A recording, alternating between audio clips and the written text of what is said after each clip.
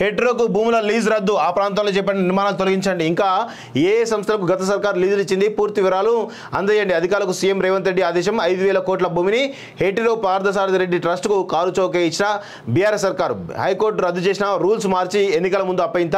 హైదరాబాద్లోని కానామెట్లో 15 ఎకరాలు 60 ఏళ్లకు లీజ్ అట. ఇది కథ మొత్తం కూలగొట్టాలి, తప్పేం లేదు. హోమ్స్ ఇన్ఫ్రా సంస్థ సొల్లేరు విలేజ్, యాదాద్రి భువనగిరి డిస్ట్రిక్ట్. లక్ష్మీ నరసింహస్వామి ఆశీస్సులతో మా కస్టమర్లకు అందుబాటు ధరలోనే ఈ అద్భుతమైన ప్రాజెక్ట్ ని మీ ముందుకు తీసుకువచ్చా. మా ఈ ప్రాజెక్టులో ఇండిపెండెంట్ హౌసెస్ కట్టుకోవడానికి ఓపెన్ ప్లాట్స్ కలవు. హౌస్ ఎలివేషన్ ఈ విధంగా ఎక్సలెంట్ గా ఉండబోతోంది. ఈ అద్భుతమైన అవకాశాన్ని సద్వినియోగం చేసుకోగలరు.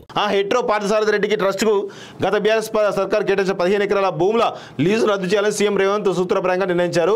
ఆ ప్రాంతంలో ఇప్పటికే ఏమైనా నిర్మాణాలు ఉంటే వాటిని తొలగించాలని ఆయన స్పష్టం చేసినట్టు సమాచారం. హైకోర్టు ఆదేశాలను కూడా లెక్క చేయకుండా అసెంబ్లీ ఎన్నికల ముందు గత బీఆర్ఎస్ ప్రభుత్వం భారీగా భూ సంతర్పణ చేసింది. హైకోర్టు కొట్టేసిన జీవోను కాదని మరో కొత్త జీవోతో సొంత పార్టీ ఎంపీ పార్థసారథికి చెందిన ట్రస్ట్కు ప్రైమ్ ఏరియా కానామెట్లో 15 ఎకరాల సర్కారు ల్యాండ్స్ను అగ్గోకే లీజుకి ఇచ్చిందట. సో మొత్తానికైతే ఎకరాకు ఏడాది కేవలం 2 లక్షల లీజు చెల్లిస్తే చాలని పేర్కొంది. ఏకంగా 60 ఏళ్లకు లీజు కింద ఇచ్చేసింది. గత బీఆర్ఎస్ హయాంలో జరిగిన భూ సంతర్పణ వివరాలను ప్రస్తుత ప్రభుత్వం తెప్పించుకున్నది. ఇందులో భాగంగా హెట్రో పార్థసారథి రెడ్డికి ట్రస్టుకు కేటాయించిన భూముల లీజును రద్దు చేయాలని సీఎం సూత్రప్రాయంగా నిర్ణయించారట.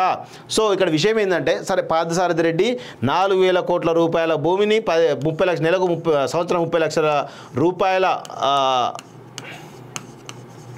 లీజ్కి 30 లక్షల లీజ్ అట. సో సరే లీజ్కి తీసుకున్నారు 60 ఏళ్ళకి అని చెప్పేసి చెప్తా ఉన్నారు కదా. మరి మై హోమ్ రామేశ్వరరావు, అదేవిధంగా మన ఆయన పేరు వెంకట్రామరెడ్డి సంబంధించినటువంటి రాజపుష్ప కంపెనీలో కూడా గత ప్రభుత్వం కోకాపేటలో లీజుకి ఇచ్చింది. మరి వాటిపైన ఎందుకు చర్యలు తీసుకోవట్లేదు? మై హోమ్ పైన రేవంత్ రెడ్డికి ఎందుకంత ప్రేమ అని చెప్పేసి ఈరోజు మాలాంటి వాళ్ళని ప్రశ్నిస్తూ ఉన్నాం.